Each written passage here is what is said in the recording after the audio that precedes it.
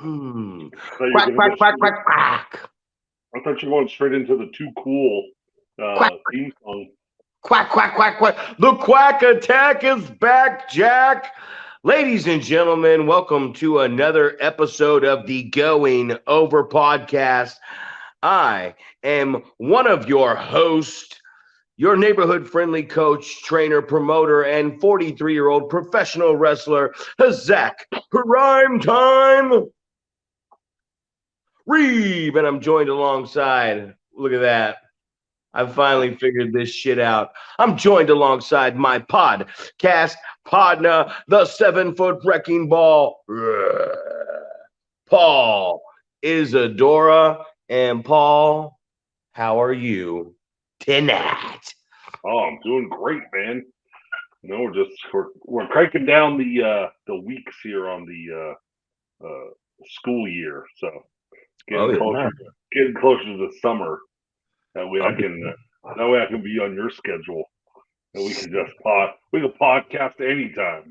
Pod all day, baby. Pod, pod, pod. Hey, sun's out, guns out. I got a quick surprise for everybody, man. Social media has taken over. We stared at our phones all day, and I got the greatest friend request of all time today, Paul.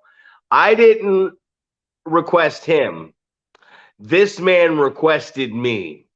And today I got a friend's request from none other than Kendrick Lamar, the Kendrick Lamar, Super Bowl performing Kendrick Lamar. And I'm still sitting here debating whether I should accept that friend's request or not. I'm debating right now. So for you out there in podcast land, YouTube land, please fucking subscribe. Please like, please share, please comment, but subscribe if you want to be part of the Kendrick Lamar experience. And before we get going today, RIP to Terry Brunk, aka Sabu. I saw his last match with Joey Janela at on WrestleMania weekend. They had the trapezius net of barbed wire that he landed his face in, and they had to peel him out of there. And then he got run through a table like on the bottom rope and just smashed his head on the ground. And Joey Janela just went on and said he was on kratom and to get through the match. And I saw so many dipshit comments on there that were saying, "Hey, you can buy kratom at the gas station, man. It's not bad." And it's like, you know what else you can also buy at the gas station? Alcohol. And it can shut down your liver and your kidneys, and you can get in a vehicle drunk, and you can kill yourself and a bunch of innocent people as well. So just because it's bought in the gas station, just because you have sex with the girl in the gas station bathroom does not mean you will not contract herpes, syphilis, gonorrhea, chlamydia, hep C, the clap, clap on, clap off, or AIDS. So, do you got something for us today? Do you? You got a show this weekend. Is there? What's the hot button topic we're gonna talk about? Buzzing into the old show. I don't know if there's a hot button topic, but I think this is. I was just as we're getting ready to get on the podcast. I'm just getting really excited about the show, man. Just see the different matches and see how the maybe styles collide and see how it works out, man. So I'm pretty excited about that. And it's like, and I told you I was excited about the end of last show as well. So just an exciting time for me. Just I don't know, just getting geared up for wrestling. And I always tell people at work, don't expect me to be the same person on Thursday, Friday leading into a show because I'm already getting into the wrestling mind and uh, you know getting ready to throw some work punches and stuff like that. So but yeah, just excited, man. And I've been seeing some cool little comments about hey, I wish I could make that show. I want to see Illuminate versus Alex Ace or some of the other matches. So excited to see that the fans are excited as well. And then we just scored a taco truck today, so there'll be a taco truck at the show as well. So I feel like things are falling into place. And our good friend Larry, just he's working behind the scenes, man. He's trying to make shit happen. So it's Big just Lair. it's just refreshing, man. He shoots me a text today. He's like, "Hey, I gotta send you some information about two different venues." I was like, "Oh, I love it. I love it. Let's do it, man." So yeah, so Always excited nice, for right? that. What's that? I said that's always nice, right? When you get some guys on the team that want to do some big stuff for you, man, and they want to go out there, they want to put together sponsor packages, they want to get you sponsors, they want the company to grow. They want to be part of the show. They want people to see what's going on. Larry said something to me about the RWF, and it was just one of those things. It was something I had said to Larry, and to know that Larry said it to you in such a convincing manner, and you had talked to me about it too. But Larry, when I was talking to him, said, yeah, he's like, it just says RWF. He goes, we know what the fuck RWF stands for, but nobody else out there knows a shit in hell. And that's what he said, a shit in hell, what the RWF is. And I really started to analyze. I said, I know it's got to say Reno Wrestle Factory, just like it says Pro Championship Wrestling. They have to know the name of your thing. Nobody knows that RWF is wrestling. Nobody knows the W in that is wrestling. Nobody knows the C and PCW is championship. They can think it's cock. You know what I mean? But when we are breaking this stuff down and we are talking about branding yourself, I mean, that's a big thing. You know, we were one of the first companies that started actually, back in 99, Extreme Measures, Soul Survivors, Chain Reaction, which moved into Off the Chain. We were one of the first companies to really start naming our shows. And now we're really getting into the branding of our shows, where I just drove up to Chico today and I did yoga with Sin and Doc, and man, what a rough session that was. But we're cooking in with the AI, and we're really branding those logos, man, onto the show. And I think everybody should brand everything they're doing. And one thing that I wanted to talk to you about, man, was as we're talking to these young guys out there and we're booking these young guys, a lot of times when someone hits me up, I've had a lot of guys hit me up lately. I've had Fab Fabricio Fabuloso hit me up. I've had he was just one of those names, one of those talents I really enjoy, and he hit me up. And a lot of guys have been hitting me up in the last 5-6 months. And my first thing I tell them is, let's have a conversation, right? Let's have a conversation. And I know that's something you're big on too, is really getting to know the talent. So as a promoter, the young guys are out there watching it, even guys that have been around a while. I've seen some guys posting that have been around 10 years that aren't even making their post shareable. It's like, why are you putting up a booking post if it's not shareable for people to see? They can't book you if they can't see it. Ding dong. As a promoter, just spend a little time right here. When you get that email, when you get that text, when you get that message or that call, what is it that you want? What do you want to know about somebody before you put them on a Reno Wrestle Factory show? Oh, I think a lot of times it's for me, and I know we've talked about this before, and you said you're not super worried about a resume and who trained you and all these different things. But for me, that's always kind of like a comfort item is, are you trained by somebody that I respect, their training style, or is it somebody that's just like I've never heard of, things like that. So for me, it's always like I want to see, kind of what is your resume? How long have you been training? Where are you from? Who trained you? And then obviously I like to see, matches that aren't. And we talk about this all the time about, I don't want you to send me a match that's got 15 minutes of entrances before, 12 or 15-minute match. If you want to show me what you can do, I don't give a shit about the other guy that you're wrestling's entrance. I don't really give a shit about your entrance unless it's one of those things where the fans are getting extremely involved, and you can kind of tell that like this guy's a guy that can connect with the crowd. Because we talk about that all the time as well. You know, there's some guys that are they can connect with the crowd. They can't work very well, but you know, they can make that connection with the crowd, and maybe they can cut a good promo, talk people into the building. Those are the type of things that I think I want to see is like, you know, what is going to make you a draw? What's going to make you interesting? What's, you know, to use the Edlo example, what are you going to do on my show that I can't get someone else to do on my show? So those are always things that I'm interested to see. And then a lot of times, man, it's you like to see those guys that are like, you know, I'm just going to show up regardless because I Mhm. want to network with people. I want to meet some people on your show because I think too many people are worried about like, well, I'm going to go to this show only if I'm going to get to wrestle, right?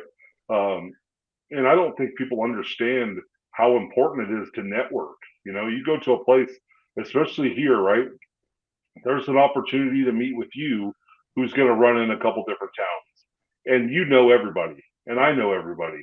So if something good happens on one of our shows, or even if it's and when I mean good on a show, that doesn't mean you necessarily had a match or you did anything on the show itself, but maybe you came and you helped set up the ring and you asked, hey, can I help set up the entrance? Can I do security? Can I set up chairs? Whatever it is, run jackets, run the music. What can I do to help your product be better on this day? Um, those type of things are things that I feel like we like to spread around just as much as we like to spread around. This guy's a shit at, you know, just a shit dick. Came to my promotion, didn't help with anything, um, sat around, didn't pay to get in, all those type of things, right? Because you don't mind if a guy doesn't pay to get in as long as he sets up your ring, sets up your chairs, does something productive within the show.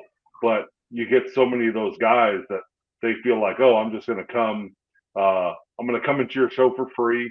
I'm just going to sit down and watch people, or I'm going to walk around and just talk to people, right? It's like, yeah, there's plenty of time to talk to people after all the work is done. So I think those things are important to me. Like, you know, when you have somebody that says, hey, I'm going to come to your show regardless if I'm booked, um, I feel like that tells you two different things.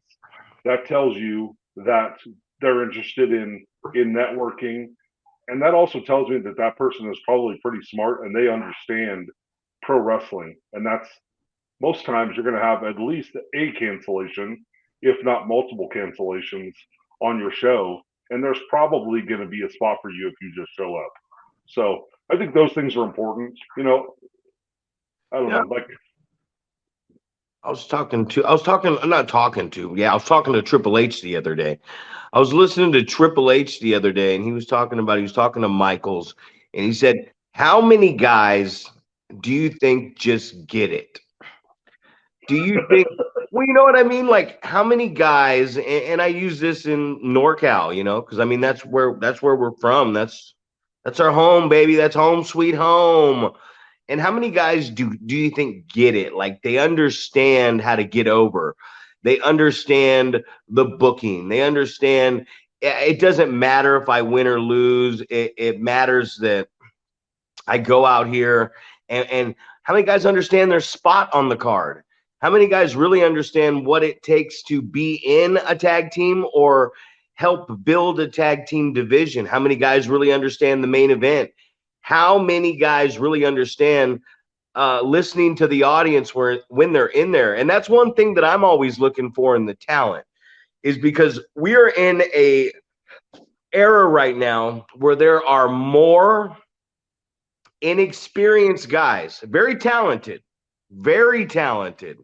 but more inexperienced guys coming up than there are experienced guys left around to tell these guys what to do and help them in their career. And the biggest help you can give somebody in your career, because I could sit on this podcast all day long and I could tell you why a stipulation match should happen. I can tell you this, I can tell you that.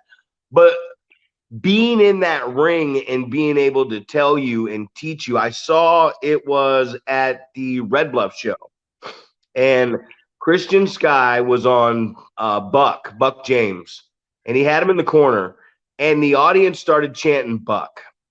And Christian, it looked like he was going to do something else, and he looked around and he heard what they were chanting, and he heard the chant of Buck build up, and I knew what he was about to do. All he called was a reversal to where he's stuck in the corner, and Buck came charging, jumping at him, and he moved out of the way, and Buck hit the corner, and he gave him just a brief little bit of hope because they were chanting his name on the reversal and a charge, and all he did was move out of the way. Reversal, move out of the way, and he came back into the locker room, and I said, "Hey man, I already know the answer, but for my erection purpose, for the purposes of my blue chew boner, can you please tell me when you had him in the corner and you called that reversal move out of the way spot, you heard the crowd, right? You were just giving him a tiny bit of maybe." And he said, "Yeah, exactly. Of course, man. You already know." And I think he's one of those guys that doesn't get enough credit, man, because he's been around a while and he's a smaller guy. And I've had him for about 8 years now, and it's just been a blessing. And every time that dude goes out there to perform, whether he's undersized or not, that guy gets it. He gets the booking. He gets why we're doing this. He gets the rhyme, the reason. So, I mean, one of the big things I look for besides just a body and this and that is I look for somebody that understands, man, that understands what's going on when we're out there. And that's what Triple H was saying. He's like, man, there's only a handful of guys, and we are in this business right now where there is a lot of inexperienced talent that needs experienced wrestlers to help them get through the situation. So when we talk about that, I heard Triple H saying that, and I'm like, that's key to me right there. Is someone that it starts to pick up on the sound of the audience and somebody that can listen. But if we don't have enough, chiefs, you know what I mean? We don't have enough chiefs. We got a lot of Indians, but we don't got a lot of chiefs in this situation. They say too many chiefs, not enough Indians, right? And in this situation, we need some more chiefs when it comes to calling the match, is what they call it, right? Calling the match. It's on you, Big Paul. Are you a ring general, or are you a follower? Would you say when you're out there? No, definitely a ring general. Like I think I talked about it last time. About especially when you're in a tag match, because obviously when you're in a tag match and you're on the apron, it is the most like helpless feeling when you start seeing things kind of go awry, and you're like, "Fuck, man, I just need to get myself in there so I can get it back on track." So I always think about that. Like I want to try to give the guys some sort of advice, especially if you're on the apron, you're trying to like, gosh, man, how can I get the message to them, right? You're trying to use the ref, or you're trying to do whatever you can to try to influence the situation to kind of get it back on track. And I feel like, for me, I feel like that's one of my strengths is to try to get things back on track and put things back into perspective the way that it should be going. But I mean, you're absolutely right when it comes down to there's not enough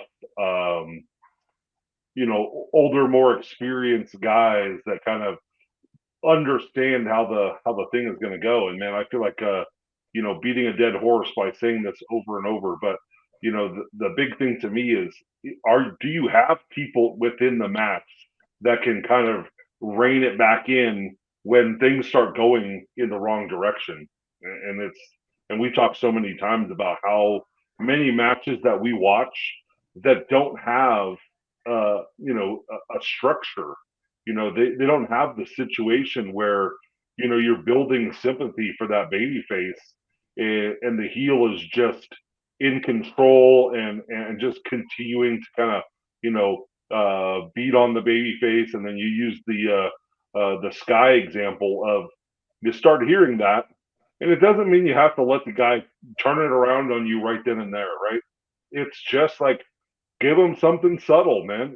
And I talk to these guys about, um, you know, the crowd can get behind a guy breaking out of a hold, right? You have him in a chin lock or whatever, and the guy starts working up and elbowing his way out, right? That's fighting back. That gets the crowd a little bit into it, where you can hair pull the guy, right? Get him back, cut him back off, or elbows his way out and gets out completely, to something else where you shut him down. So I, it's just, and I feel like a broken record when I'm saying this all over and over, but you see too many of those matches that are so back and forth, right? And I always use the example, hey, you give me three moves, then I'll give you three moves. But it's when I used to say it, it used to be like an over exaggeration. But the more I watch matches these days, the more it's like a spot on exact description of what the matches are like. There's, you're watching matches and there's nobody that's in control where you go, hey, that guy's in danger of losing this wrestling match. Yeah. There's nothing like that going on. You don't have that like where you think, hey, this guy's going to win and this guy's going to lose. And then the guy that's going to lose starts fighting back and starts getting to the point where the fans go, oh, maybe he is going to win. So, too much of that. But, and I always kind of, I think I say this all the time, man. I attribute to this to there being so many promotions out there, right? And I talked about daddy ball and softball, a couple episodes ago to kind of get you smirking over there. But Again. it's just that thing where you have like you could have a card of all really solid guys, right? Guys that can put together a good show, but instead, because there's so many promotions out there, you get a couple of good guys on this show, you get a couple good guys on this show, but then what happens to the rest of those matches where you don't have, a solid guy in the match? It's a free for all of let's just go out and do a bunch of moves, right? I saw these guys on TV, or I saw this, I was gonna say tape. I saw this tape, but we don't watch tapes anymore. But Yes, man, over here. right. I just, I saw some matches that I saw some stuff that was cool, right? So I'm gonna start trying to do cool stuff in my match rather than sprinkling maybe some of that in to tell your story. Well, what gets me is like I was working on in a class the other day, and we were working on that tackle. And I'm trying to show these guys, like, all right, when he grabs you in the headlock, everyone wants to grab the waist right away. It's like, no, grab the hand and the hand control on the back. And that becomes kind of like the, that's the setup right there. Okay, I got this. Now I'm going to suck my body in to try to throw you. And you just tighten that up. And I go back to this position. And then now I take my hand as we're moving around and I try to get two hands on the and you tighten that up. And then I sink my body in close because I'm watching all the guys shoot off for the tackle. One thing is they're taking them 9 feet back off the rope and then 18 feet across the ring and waiting for him to come 9 fucking feet across the ring to hit him with the tackle. I'm like, dude, that's like 36 feet. Yeah, I'm going to push you around for 36 feet. So it's get the body in close and shoot him off the rope, and the tackle needs to be bang, bang. Hitting the corner with the back elbow and the boot is bang, bang. One thing I hate more than anything is when the guy shoots the guy in the corner and he takes a couple steps back and then charges him. It's like, what are you really going to do at that situation? He's already in the corner. You should just go ahead and let him sell it and get over there if you didn't charge him already. But we're working on the tackle and we're hitting the tackle and guys are like flopping over to their stomach with their heads down and selling. And I stop and I go, hey man, it's the first fucking move of the match. Like take the tackle and then like roll over to the ropes and look at the guy and Like, what the fuck? And then like look at the audience and look at him and pull yourself up, and because even if it's the first tackle of the match, it didn't knock you out. It's a feel out process. That's why they call it feeling each other out. But then you could get hit with that tackle too and bump and then turn right up to your knees and sell, and the guy's coming at you, and that could get you one quick shot to the gut and grab the guy and pull yourself up him to get up. There's nothing more that pisses me off than when a guy throws a weak shot to the gut and then just tries to stand up on his own 2 feet. It's like, pull yourself up the guy. Keep that contact close, because I hate people are like, oh, you want me to punch him before he comes over and grabs me? That's what you want me to do? Yeah, I do. I want, while the distance is there, I want you to throw the clean shot before he gets his hands on you. Because if he gets his hands on you while you're on your knees and he's standing on his feet, how the fuck are you going to throw a shot to his abdomen or rib cage that's going to do any damage? And it's those little things. Like, people don't understand. I think, guys, you got to think about where you are in the match. And I hear you talk about it all the time, Paul. Lateral press, cover the press on the shoulders, hook a fucking leg, put the arm and the leg down. Guys are kicking out into the wrestler that where we're pinning them instead of kicking out away from us. Like, why would you kick out into me? I'm 225 pounds. My body weight is right here. Why are you going to try to kick out into me? Now I'm just going to hurt you more. Kick out away from me. Try to get away from me on that kick out. Hook a leg. If you don't hook a leg, work the match up deeper into the contest where you hooked a leg. If I hit you with the schoolboy roll up or an O'Connor roll or an inside cradle early on in the contest, I'm talking within the first couple minutes, don't even take a 1 count. Get out of it real quick. It's a pinning predicament. It's a pinning attempt. It doesn't mean we have to get a 2 count. And I know that's one of your biggest pet peeves right there. But I mean, these are things that we talk about. We talk about making the punch look good. So many times that my biggest pet peeve is the reverse knife edge chop, man, because they're either trying to rip your chest. They're trying to rip the skin off your chest and make the loudest possible sound they can.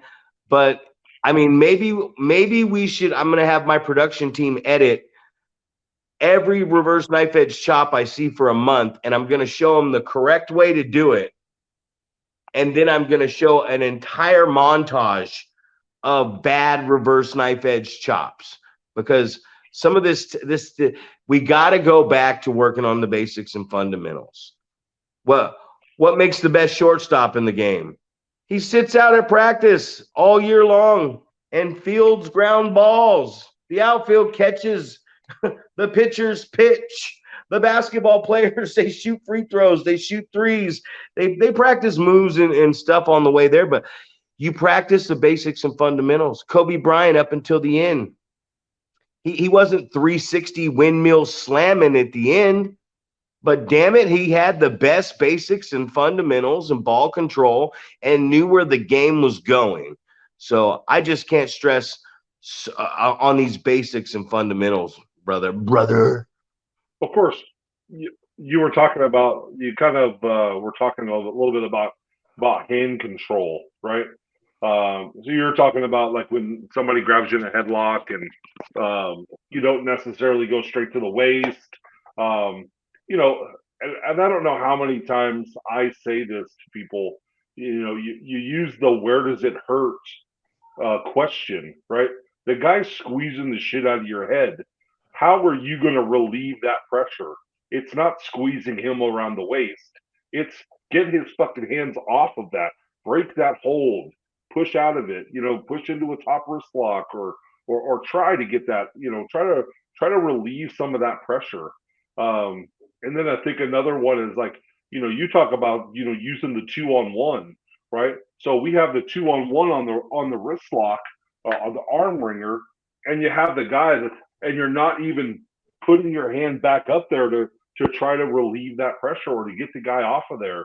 And you see that so much, and I'm just like, is this yeah, maybe it is. It's twisting your shoulder, but how do you relieve the pressure by just putting your hand on your own shoulder, right? Yeah, that's where it hurts. But how about if I get the guy's hand off of my wrist? How do I get out of this predicament where he's twisting my arm? How do I, relieve or alleviate some of that the twisting, right? Like I got to get my hand in there and break that off, right? So, um, you talk about that, and then I'm going to give you a little bit different way to think about the tackle, right? You say like it's the first thing in the match. I like to think about what if the guy tackles you, and I always think about this from my side. Like I'm not hitting a guy, flat on flat. I'm hitting a guy more at an angle where I'm shoving him straight down into the mat because of how tall I am versus him. Um, so maybe I'm tackling him and he's hitting the back of his head on the mat, snaps his head back. We always talk about trying to tuck your chin to alleviate hitting the back of your head on the mat and ringing your bell. I always think about that. The guy takes a tackle and it's like, oh, Could be a my head. cutoff. Could be a cutoff.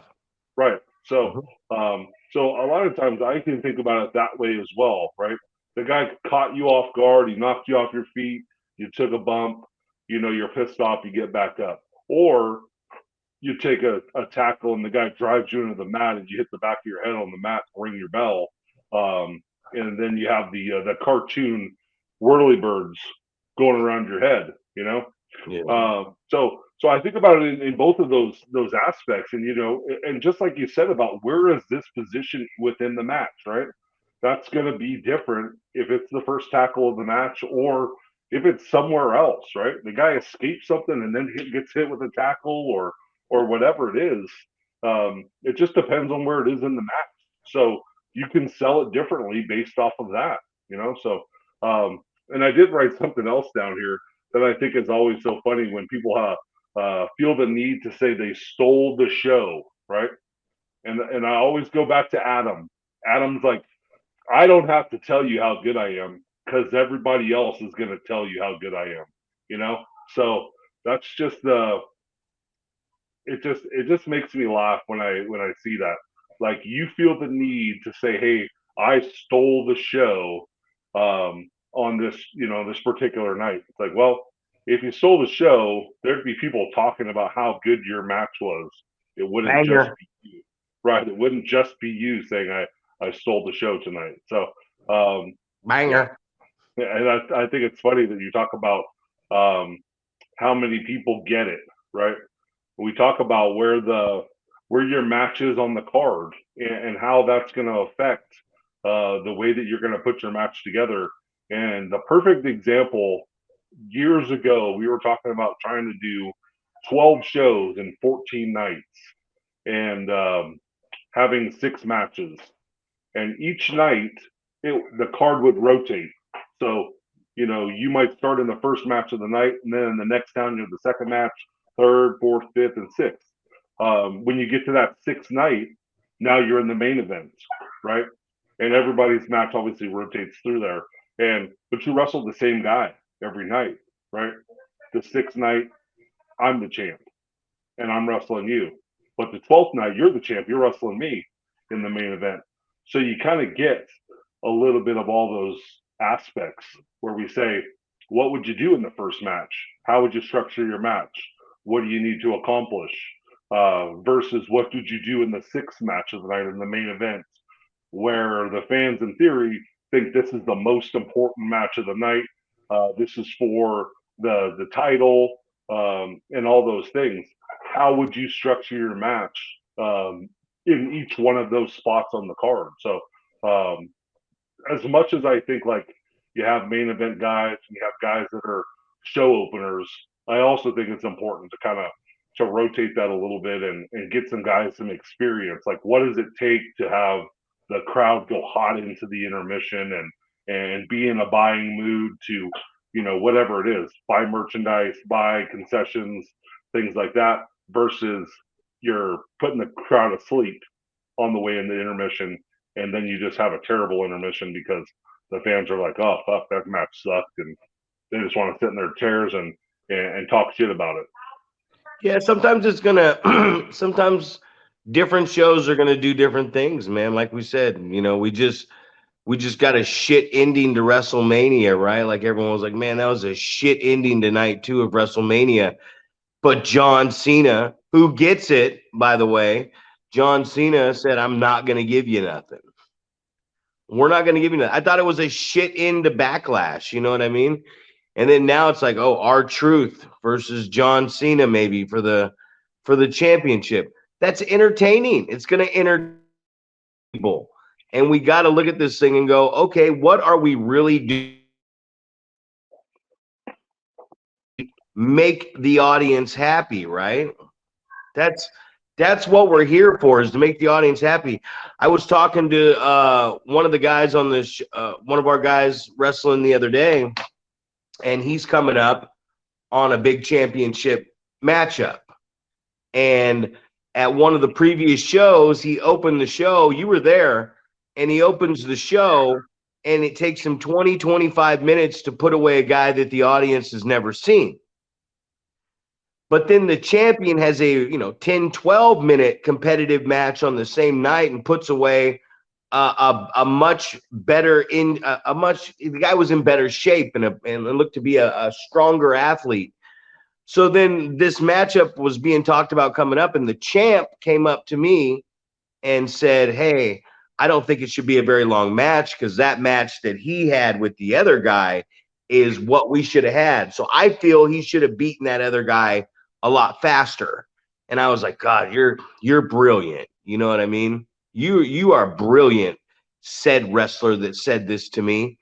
And the guy, I talked to the guy the other day, and I told him about that at the last show that you weren't at in the same town. I said, hey, you got to think about it like this. You're getting a big title shot, right? So how do we and the fans have to perceive you as a champion? No matter if you run back out and attack this guy, hit him with the belt, or do whatever. And this goes for any scenario out there. If you're a heel and you're going to be getting a title shot against a strong baby face, and you have a match on a show against another baby face, whether he's a known baby face or not, his job is to make you look good. And his job is to make you look good, not make himself look too bad, but you have to go over in a convincing fashion, so the fans, whether online or live or whatever town you're going to, believe this heel is going to bring it to the champion, because the champion just had a really competitive match with a guy that he just beat. So now he's got to think about, hey, this is my title reign, right? And too many times, whether it's especially indie wrestling, do we see, and the big time too, do we see a babyface champion win a belt, and there's not enough strong contenders lined up to get him through a long title reign? And that's what just happened to Cody Rhodes. He finally beats Roman Reigns at 40, I believe, at WrestleMania 40. And then it's like, he wrestled Kevin Owens, he wrestled AJ Styles, he wrestled blah, blah, blah, blah. Like, he didn't really have a strong competitor. I think he wrestled Owens twice. So he didn't really have a strong competitor through that whole year that we believed could beat him for the championship. And then he had a run-of-the-mill performance in the main event at WrestleMania and dropped the belt to Cena. So now we don't care about this guy. And that's what I was trying to explain. You were talking about your position on the card. Okay, well, if you're the next guy in line to face the champion, whether you're going to beat him or not, especially if you're going to beat him too, you got to look strong against the previous opponent, especially if you guys are both on the same card building up to a matchup with each other. He's got to look strong, but he's got to look like he was in a fight for that title. So we keep the other heel around, and you in turn have to look stronger than he does, because you're coming after him, and the audience has to believe this might be the guy that's going to beat him for the belt. Absolutely. And I've said it in the past that I'm a big, Hulk Hogan is what got me interested in pro wrestling. And you think about all of the huge monster heels that they just kept lining up for Hogan, right? over and over, and it was like you would see just they're bringing in big dudes, right? Big, impressive, that are going to be a threat. So just like you're saying, man, it's so important to kind of to have those guys lined up to be the champ. You know, like to put him in danger, right? I was just talking about being in danger of losing a match, right? And if you don't have those guys, um, the competition that plays that role, that you go, well, that guy could beat the champ, and then the next guy in line, well, that dude potentially could beat the champ as well. So, and I think you have to look at it the other way around as well. You know, what do you do when the champ loses? You know, do they stick around? Are they still competitive, or do they just start getting beat by everyone? You know, like what do you do? What's the trajectory with the former champ as well? You know, do you what's the plan? You know, do you want to keep them strong, keep them in contention for a rematch for the title? Do you want to just you know do they not matter anymore? You know, you just talked about Cody Rhodes, and seeming like people don't care about what's going on there. They're concentrating on something else. And maybe you're right when you say that there wasn't strong competition. So then it's like, ah, you know, I don't really, I'm not super interested in that, in what's going on right there. Um, so I mean that goes back to what you're just saying about Triple H and getting it right, and that has a lot to do with it. You know, being able to kind of, he was talking about being able to kind of predict what's going to happen, and he was talking about the dominoes all having to line up, and if one of those dominoes falls, then you have to start all over, right? Didn't he say something like that? Every Um, time. Every so time. I think me me especially, I think, I watch people put cards together, and you hear it from the old school guys that, oh, we were in the car for 6 8 hours and we were booking the territory, right? Because everybody knows better than what they should be doing, right? Everybody's got an opinion of how you should be booking this show, and what's going to be better, and this situation would have been way better than what they were doing, and now we see that with the internet wrestling community, that they know better as well, right? Oh, they should have done this in WWE. This guy should have been the champ, or they should be pushing this guy, and I have a whole new understanding, and I guess kind of respect for people that book shows and put cards together. Because I know that it's not easy, and things fall apart sometimes, and just like we were talking about with the domino falling out of place. It's like, okay, well, now that's not happening.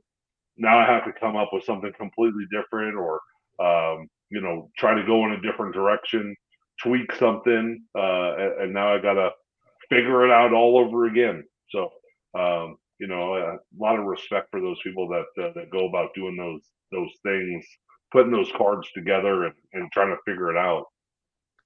We always talk about like how you book a big man. And on indie wrestling, we always talk about like you, Alex Ace, Bad News, right? But then there's the other big man. There's the Drake Frost. There's the Sin. Those guys are like, Yokozuna was special. Bam Bam Bigelow, Vader, the One Man Gang, John Tenta, Earthquake. Those guys were special, man. They weren't as big and like tall wise, but they were just like man, Bam Bam Bigelow was doing cartwheels and moonsaults and could go in the ring with Bret the Hitman Hart.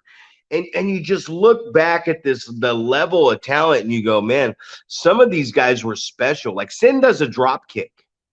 Sin dives through the ropes. I was just doing yoga with Sin. I had a good talk with him the other day, and he's been with Doc Haywood doing that DDPY and the power cuffs, and now he's got a membership to Planet Fitness, and he's not eating fast food anymore. He's actually eating well, and he's dropped like 40 pounds. And there was a moment when, because we've slept on so many couches next to each other over the last 10 years that he has the sleep apnea. You wake up because of the snoring, and then and you're like, oh shit, you're worried about your friend because he's almost dying while he's sleeping next to you. It sounds funny, but in reality is I filmed him before, and I was like, God, I almost filmed my friend dying. And I didn't really notice because he wears nice clothes and he's a big guy, but I didn't really notice how big he was getting until he put the spandex on recently and got in the ring, and his work was like lazy and lethargic. And I was like, oh, this guy can't throw his drop kicks anymore. He can't dive through the rope. He's not moving like he used to. And today I watched him sit Indian style, like crisscross applesauce. And he was like, man, that's the first time in my life I've been able to do this. And I'm like, oh shit. And he looks really good. And we're getting older, but he's one of those guys that's like, man, this guy is going to be dangerous because he's one of the most athletic, agile big men I've ever run across since we've been wrestling. You know what I mean? And I just look at talent like that and I go, how do you book that talent? And I've had some really good matches with him.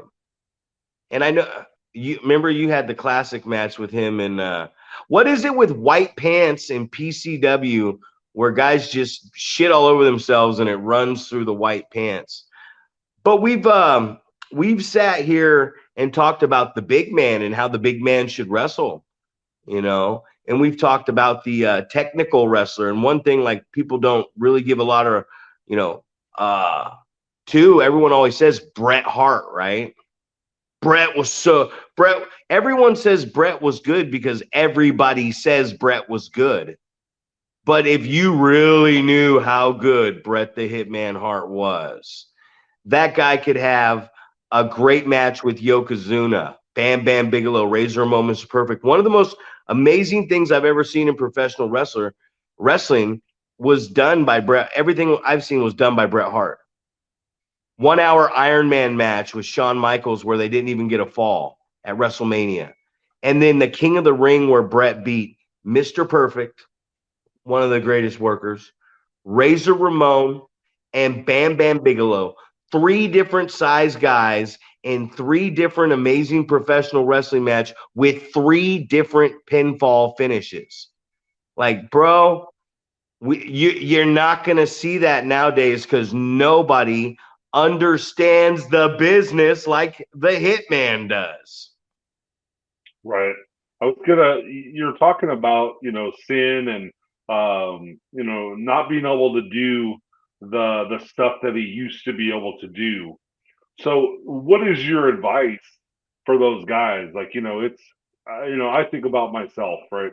I think about being able to, at one point, being able to do the Undertaker dive, right? Dive over the top rope, don't hit the ropes, dive onto somebody over the top rope, right?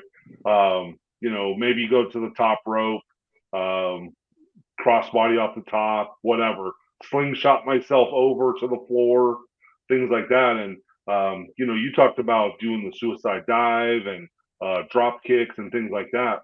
Uh, what's the advice for, and we've talked about the big example that I remember is, if Adam Thornstow's on a show, you're not doing a standing moonsault because he's going to do it and he's going to do it way better. And I also think, like, my opinion of Adam's drop kick is, that his is the best, right? You think about guys that do it well, and Adam was always that guy. And we were actually just talking about, sequences. Everybody does, the drop down leapfrog into something, and Adam would always do it like the AJ Styles way, where he would do the leapfrog drop kick, and I always thought that was so much more impressive that you have to go from laying on your stomach to getting up and throwing a drop kick, and I'm just like, always amazed by the athleticism that it took to do that, but then also how beautiful it looked. and I would always be like, anyone else who threw a drop kick on the same card as Adam, I'm like, what the fuck are you doing? You know, the best drop kick was already done on this card, or is going to be done on this card.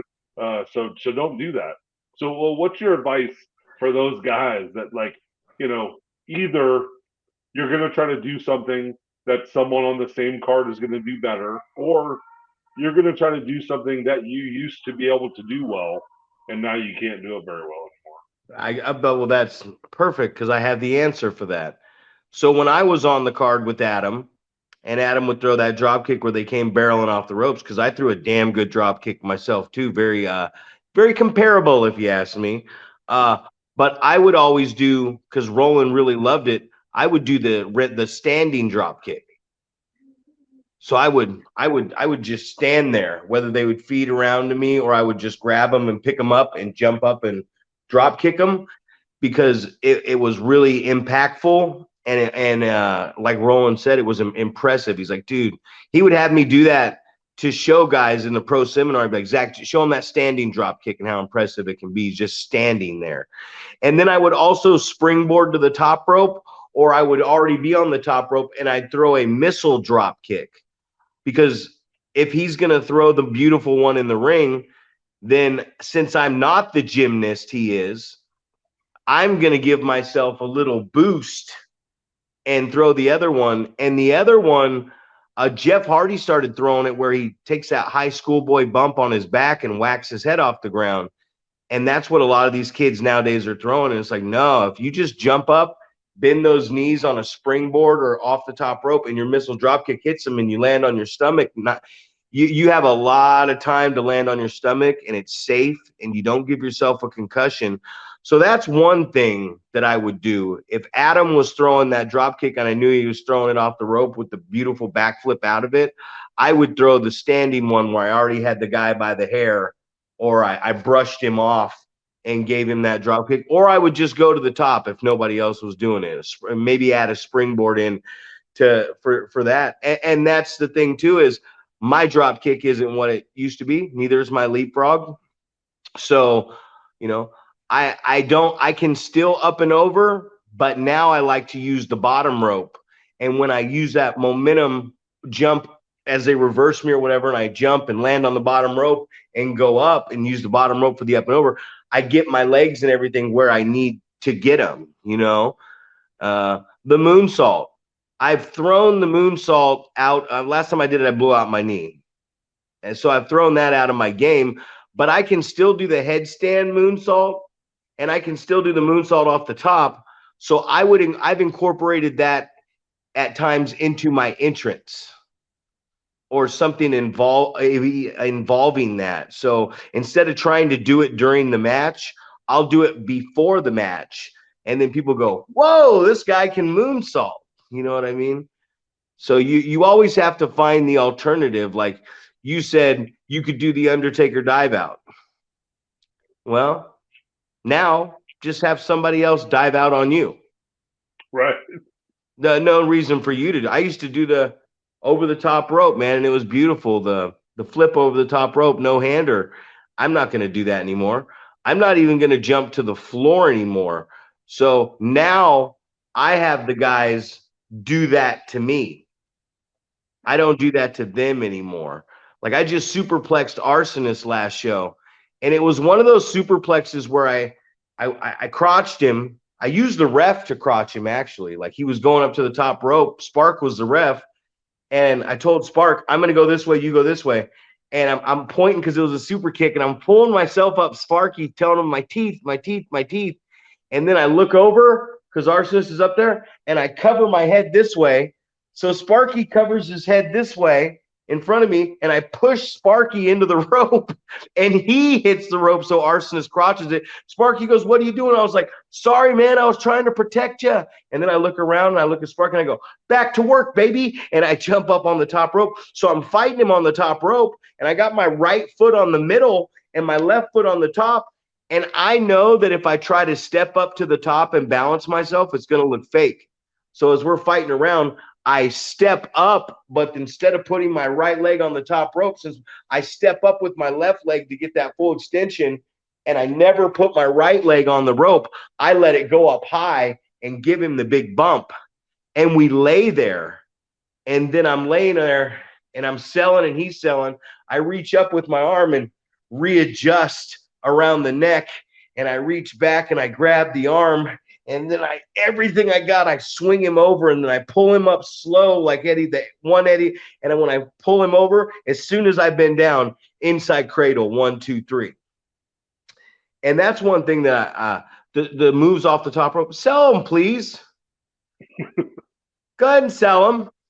Go ahead and sell them. You sell them a little bit because we're going off the top rope. We're up 5, 6 feet in the air, sometimes higher when we fully elevate. So don't be afraid to sell that. Just because you watch Seth Rollins hit a top rope superplex, float through, and hit a blue thunder tiger driver 20,000 or whatever it's called.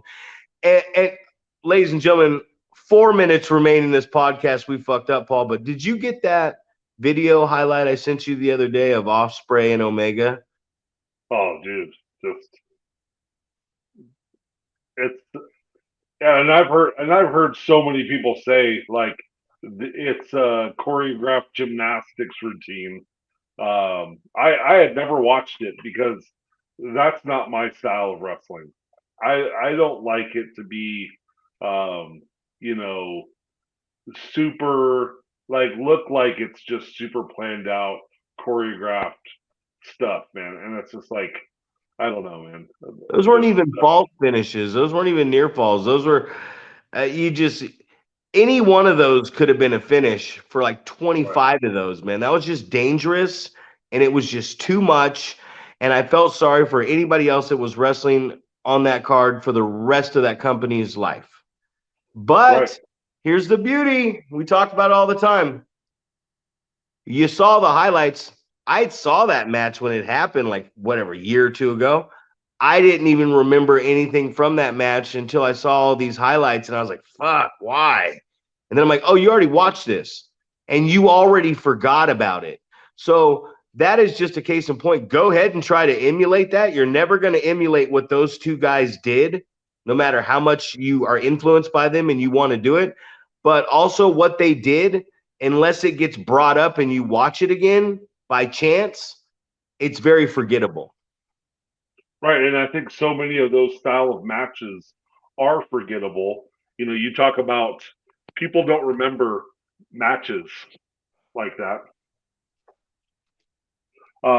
They don't remember matches like that. They only remember moments. So that's it is. It's the moments, man. I've had to talk a lot right here because I was looking at the time and we had like 12 minutes left and I'm like, dude, I have to take the world's biggest missed spot in the middle of the ring, if you know what I mean. Dookie Duke number 2 right here. Yeah, we're getting there, man. We got the show this weekend. You got Winnemucca coming up. I say you got Winnemucca. We got Winnemucca because I will be in Winnemucca. Then we got the Summer Stroll. I'm pretty excited, man. I wrestled him in the 3-way with Drake Frost, but I finally, after like 3 or 4 years, I get to one of the big matches on my bucket list, man. It was Terrell Tempo, man. And love being around this guy when we're talking training and wrestling, man. He's a guy who gets it. right. And I love getting in the ring with athletic guys that actually get it, man. So like, I'm pretty excited about that one. I'm very excited. I love the story that you told about him while you're like, I'm gonna get in the ring and I'm gonna start getting excited and I'm gonna get this guy excited. So he's gonna jump in the ring and he's gonna start, teaching and stuff like that. So that's definitely the guys that you wanna be on a card with and hopefully there's gonna be a lot of guys at that show that are looking to learn and have a couple of great minds to learn some stuff from. So you can't get a better experience than that for sure. Well, that's what you want. You want the questions, man. You want the guys that and they can be any question. Ask me any question. Ask me what I thought about your match. Like I said, I'm gonna break it down. Sell more. Right. Because just telling somebody that and explaining it to them the right way is going to help them further in their career than some of the stuff people talk. Well, your move, you should do. No, fuck your move. And you know what? This weekend, just like every other weekend, I'm going over.